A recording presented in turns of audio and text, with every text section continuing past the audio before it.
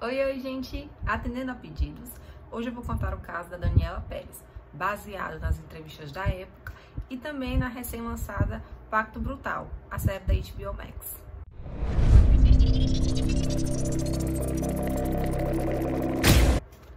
A série já inicia falando já do fatídico dia 28 de dezembro de 92, mas eu acho importante falar um pouco sobre a vida da Dani anteriormente. Eu conheço esse caso desde a minha infância, porque a minha irmã era fã da Dani e tinha alguns postais dela guardados numa agenda, o que era muito comum nos adolescentes dos anos 90.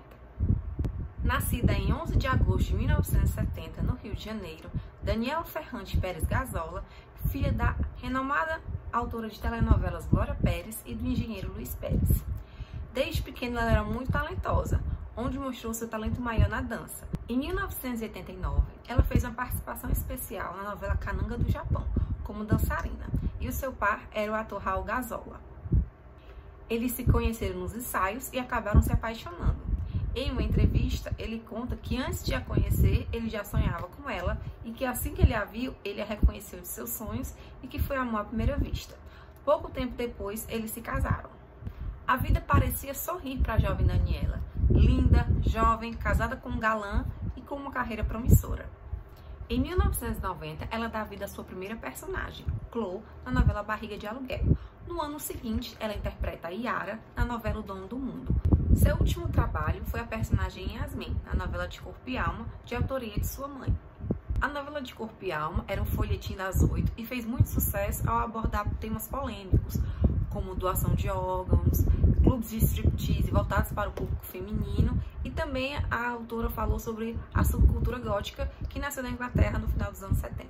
O objetivo central da série é mostrar a realidade dos fatos, desmistificando boatos relatados na época, que para atrair a atenção do público transformou o crime em um folhetim barato. Nos anos 90, as intituladas novelas das 8 eram muito populares, os atores ficavam muito em evidência, porque as pessoas paravam tudo que elas estavam fazendo para assistir o capítulo do dia. Na novela De Corpo e Alma, a personagem Yasmin, vivida por Daniela Pérez, era uma dançarina e ela teve um breve romance com o Bira, que era vivido por Guilherme de Pádua, mas o seu real par romântico era o Caio, vivido por Fábio Assunção. Bem no início da série, a Glória conta que o ano de 92 foi um ano mágico. Sabe aquele ano que dá tudo certo, que tudo se encaminha? O filho dela tinha passado na faculdade, era a primeira novela solo dela e ainda mais em horário nobre, e a Dani tinha despontado. Ela era a mais nova namoradinha do Brasil e de repente tudo ruiu. Glória conta que o fatídico dia começou comum como qualquer outro. Como estava próximo das festas de final do ano, ela tinha pressa em entregar os capítulos da novela. Já o Raul Gazola, o viúvo de Dani, conta que o dia também começou super comum para eles. Eles acordaram, namoraram, tomaram café da manhã e cada um seguiu para o seu trabalho. Ele gravava no Projac e ela gravava na Daicon. À tarde, Dani vai na casa de sua mãe com sua amiga Marcela, que era produtora de uma peça que ela estava ensaiando com seu marido. Naquele dia, Dani sai de lá com a quantia de $6.000 em sua pochete, dinheiro esse que ela usaria para pagar o seu carro. O carro que ela usava era de seu esposo e quando ela saiu da casa da sua mãe, o porteiro avisou que o carro estava dando um defeito na ventoinha. Então, ao invés de ir na concessionária, ela foi direto para um mecânico.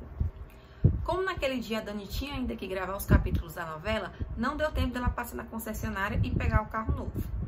O dia termina, o Raul sai da gravação do Projac e passa na Daicon.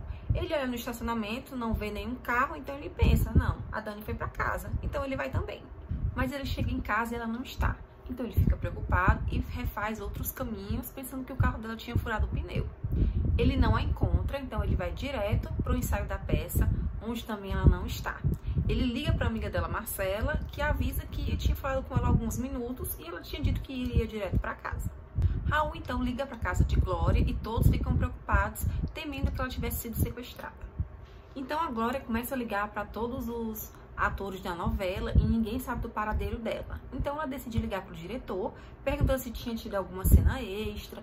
Aí ele disse que tinha visto a Dani com a Marilu Bueno e o Guilherme de Pádua no estacionamento.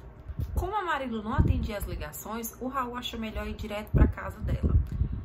Chegando lá, ela disse que até pretendia pegar uma carona com a Dani, mas ela mudou de ideia quando ela viu que a Dani estava tirando foto com os fãs e o Guilherme junto. Glória conseguiu o telefone do Guilherme e quando ele atende, ele dá uma resposta idiota. Ele diz, mas ela pode ter visto uma amiga. Aí a Glória, como assim, amiga? Você sabe de alguma coisa? Ele, não, mas ela pode ter visto. E finaliza dizendo que ele foi embora e deixou ela lá tirando foto com os fãs. A série continua com um ex-delegado relatando sobre um carro abandonado no Recreio dos Bandeirantes, próximo ao condomínio Rio Mar. O lugar é muito ermo e escuro, o que despertou suspeitas. O advogado Hugo estava de passagem pelo Rio de Janeiro visitando sua filha. Ele havia saído para visitar sua mãe com seus netos de carro.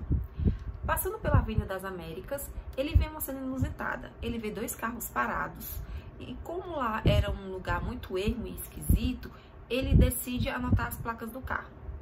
Ao se aproximar, ele avista um casal em um dos carros. Chegando na casa de sua filha, ele avisa ao síndico que ele viu, que desconfia e volta lá para a Avenida das Américas. Mas quando ele chega lá, só tem apenas um carro e não tem ninguém dentro dele. Então ele liga para a polícia. Uma viatura chega ao local e o policial decide dar uma checada no matagal. Quando sem querer ele tropeça em um corpo. Era a Dani já sem vida. Enquanto isso, Raul volta para casa junto com a Marilu Bueno e o porteiro lhe informa que a polícia tinha procurado. Então ele vai direto para a delegacia. Quando eles chegam na delegacia, é informado que apenas o seu carro foi encontrado. Ele fica desesperado, liga para Glória Pérez e diz que a Dani foi sequestrada. Então a Glória se desespera e liga novamente para o Guilherme para ele contar com mais detalhes do que ele viu. Mas aí ele desconversa e diz que ela saiu sozinha. Enquanto isso, na delegacia, Raul descobre que sua esposa já está sem vida. O tio da Dani, que era médico, foi o primeiro ao chegar ao local do crime. Um dos policiais o guiou até onde estava o corpo e, sem querer, ele tropeça num molho de chaves. Quando ele olha, ele vê o corpo de Dani e a reconhece. Pouco depois chega o Raul e depois chega a Glória, que ao avistar o tênis da filha, ela salta do carro. E ao ver que aquilo se tratava de um homicídio, ela disse que a dor foi tão forte que ela se sentiu anestesiada. A dor era tão profunda que ela disse que só sentia um imenso vazio. Como a pochete com os dólares não estavam nem com o corpo e nem no carro, eles pensavam que se tratava de um latrocínio, que é o roubo seguido de morte. A cena do crime não foi isolada e a notícia se espalhou. Então, aos poucos foram chegando amigos, outros atores, curiosos, fotógrafos. Então, a cena do crime foi mexida e as fotos do corpo de Dani, infelizmente, estamparam jornais Brasil afora. A polícia vai até o condomínio do advogado que tinha anotado as placas e ele prontamente as entregou. Enquanto isso, o irmão de Dani e o Raul seguem para a delegacia. Lá eles encontram alguns outros atores que eram amigos deles, que foram prestar condolências, né? Lá estavam o Alexandre Frota, a Cláudia Raia, o Fábio Assunção e o Maurício Matar. De repente, estaciona um Santana azul e nele está o Guilherme de Pádua, sua esposa, e ele cinicamente pergunta para ele o que é que tinha acontecido. Ele chega, abraça o Raul, abraça todos os presentes, e o Raul, já bem alterado, pergunta para ele, né, quem que tinha batido foto com eles. Aí ele se meio que desconversa e fala que não, que era apenas crianças. E aí a Cláudia Raia notou que no braço dele tinha um arranhão feito por unha de mulher que era bem recente. Ela ficou desconfiada, mas guardou aquilo para si. O delegado do caso já estava com as placas dos carros de todos os atores e a placa do carro do Guilherme de Pádua batia com a que o advogado Hugo havia entregado, mas ele pediu para a Glória a descrição porque ele tinha medo de que o Guilherme fugisse.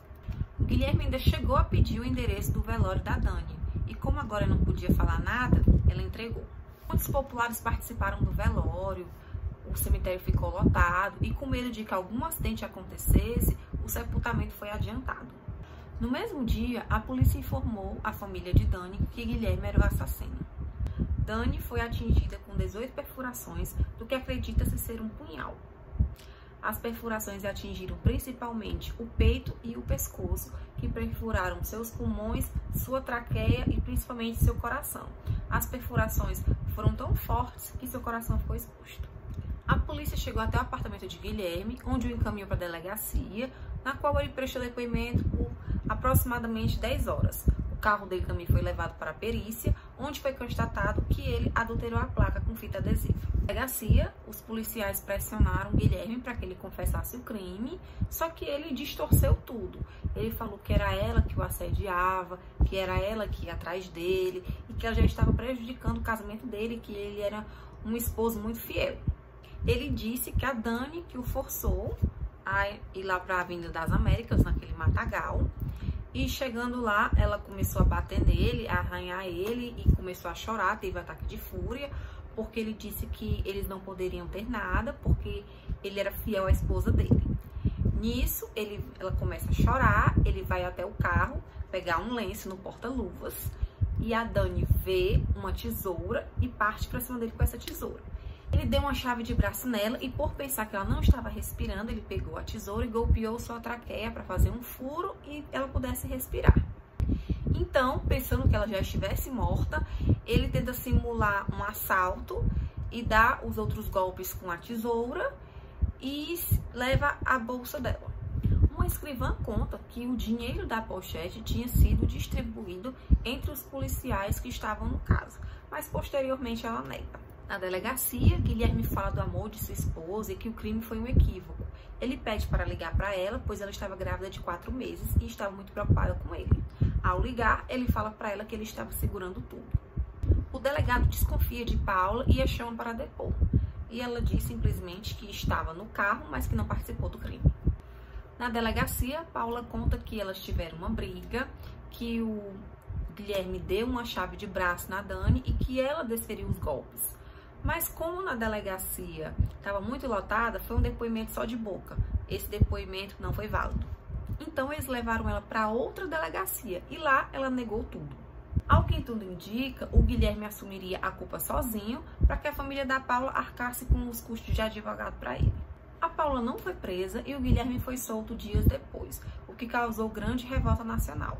Com toda a repercussão do caso, um novo pedido de prisão foi aberto, mas o casal estava foragido. Dias depois, a polícia o procura por vários estados, mas não encontra e ele se entrega prontamente ao fórum, onde uma multidão enfurecida o aguardava. A Paula se internou numa clínica, devido pelo fato de estar grávida, e disse que não daria mais depoimentos, somente em juízo. Enquanto isso, a defesa do Guilherme fazia o típico assassinato de reputação, no qual eles culpavam a própria vítima pelo crime, por dizer que ela era sensual demais, que ela era bonita demais, que ela que dava em cima dele, que ela que o assediava, quando na verdade era tudo o contrário. Como muito não se foi investigado e a polícia encerrou o caso em 9 dias, Guilherme disse que jogou a arma do crime no mar. Nisso, a mídia sensacionalista visando o lucro criou uma história fantasiosa na qual a ficção se misturava com a realidade, na qual muitas manchetes diziam que eles tinham um caso e que um crime foi passional, o que dividiu a opinião pública. Na série mostra amigos, colegas de elenco, pessoas da produção, eles dizendo que era ele quem assediava ela, e não o contrário. Ele assediava pois ele temia perder espaço na novela e o seu prestígio como ator. Para ele, o Bira tinha que ficar com a Yasmin e não o Caio. No fatídico dia 28, foi gravado a última cena de Yasmin e Bira, que era a cena de término deles. E as pessoas em volta perceberam que estava cada vez mais perceptível as investidas dele.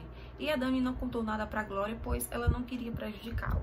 Enquanto isso, a série volta com o Raul contando que foi a um jornal fazer um apelo, que quem tinha tirado a última foto com a Dani que entregasse os negativos para a polícia. Prontamente, o pai das crianças entregou os negativos para a polícia e contou para o Raul que depois ele viu o Guilherme de Pádua num posto de combustível que ficava perto. Contaram para a Glória que nesse posto de combustível a Dani tinha sido agredida pelo Guilherme e levada por ele de lá. Então, todos os dias ela ia nesse posto, mas nenhum dos frentistas que trabalhou no dia estava lá. Posteriormente, ela descobriu que o gerente havia demitido todos os frentistas, pois não queria envolvimento no caso. Então, a Glória todos os dias ia na comunidade em busca desses frentistas, para ver se eles tinham visto algo, se eles poderiam colaborar com o caso, mas todos eles tinham muito medo de represálias. Um deles só aceitou depor depois que viu a foto da Dani no local do crime. O frentista conta em depoimento que na saída do posto de combustível, o Guilherme fecha o carro de Dani, nisso ela sai do carro, eles começam a discutir, ele soca o rosto dela e a põe no carro dela. E ele vê também que uma pessoa sai no carro dele. Um frentista de outro posto contou que ele lavou o carro do Guilherme e que a água saiu vermelha e que ele também tinha visto a Paula escondida no banco de trás. O advogado Hugo, que havia notado as placas do carro no dia do crime, viu uma manchete de jornal com a foto de Paula e Guilherme e reconhece que Paula era a mulher que ele tinha visto dentro do carro naquele dia. E agora Paula também estava sendo acusada de homicídio e a família dela decidiu pagar apenas um defensor para ela. E o Guilherme ficou com um defensor público. O advogado de Guilherme tinha a intenção de chamar mais atenção ainda para o caso. Então ele sempre dizia que traria uma prova, que traria uma reviravolta no caso, só que essas provas nunca eram apresentadas. Como a polícia não estava ajudando muito, a Glória decidiu fazer a sua investigação por conta própria. Então ela decidiu fazer um dossiê na qual ela descobrisse tudo sobre os acusados para que no júri as pessoas soubessem quem eles realmente eram. O ator Guilherme de Pádua é natural de Belo Horizonte. Antes de novelas, ele tinha feito várias peças de teatro, algumas até mesmo de cunho erótico, e numa delas ele conheceu a sua esposa, Paula Tomás. Ele também fez uma pequena participação na novela Mico Preto, de 1990, e seu último trabalho foi na novela de Corpo e Alma. A Paula Tomás, na época do crime, só tinha 17 anos, e ela era relatada como uma mulher muito possessiva e barraqueira. O relacionamento deles era doentio, e apenas 10 dias antes do crime, eles fizeram tatuagens, um com o nome do outro em suas genitálias. O casal tinha hábitos muito esquisitos, o que levou a crer que o crime foi um ritual. Guilherme sempre andava com a imagem de um santo e com um lenço que ele não deixava ninguém pegar. O local do crime, um local ermo, sombrio, e a forma como o corpo da Dani foi deixado também levantou suspeitas. Ela estava com os braços abertos, uma mecha de cabelo foi cortada e no dia do crime era uma noite de lua cheia. E o mais bizarro de tudo é que em volta do corpo tinha um círculo desenhado. Depois do enterro, o túmulo de Dani foi vandalizado várias vezes e hoje o local no qual ela descansa não é divulgado. O mais revoltante de tudo é que, como a mídia manipulou a massa para dizer que aquilo foi um crime passional, o Guilherme tinha fãs, recebia cartas, tinha mulheres que se declaravam para ele, que queria casar com ele. E a Paula, que era uma patricinha, uma menininha riquinha, tinha muitas regalias na cadeia. O pai dela pagava para as outras detentas fazerem o serviço doméstico da cela dela. Ela tinha aparelho de som, TV e guardava a chave da própria cela. O casal, já preso, começou a mudar as versões do crime. O Guilherme já começou a dizer que foi a Paula que desferiu os golpes e ela começou a dizer que não estava no local do crime. Na cadeia, o Guilherme começa a escrever um livro sobre o crime, mas a justiça consegue derrubar e o livro nunca é publicado. Os julgamentos de Guilherme de Pádua e Paula Tomás foi no ano de 1997. Ele foi condenado a 19 anos de prisão e ela a 18 anos e 6 meses, por homicídio qualificado. Todavia, ele foi solto em 1999, cumprindo apenas um terço da pena. Depois de 6 anos presa, Paula Tomás entrou no regime semiaberto e se formou em Direito. Paula mudou seu nome para Paula Peixoto, casou-se com um advogado, teve mais uma filha e hoje mora no Rio de Janeiro. Guilherme hoje tem um canal no YouTube e se intitula Pastor. Em janeiro de 2022, a Justiça do Rio de Janeiro determinou que Paula e Guilherme paguem uma indenização no valor de R$480 mil para Glória Pérez. Então, gente, esse foi o caso da Daniela Pérez. Espero que vocês tenham gostado. Não esquece do meu joinha e até o próximo vídeo. Tchau!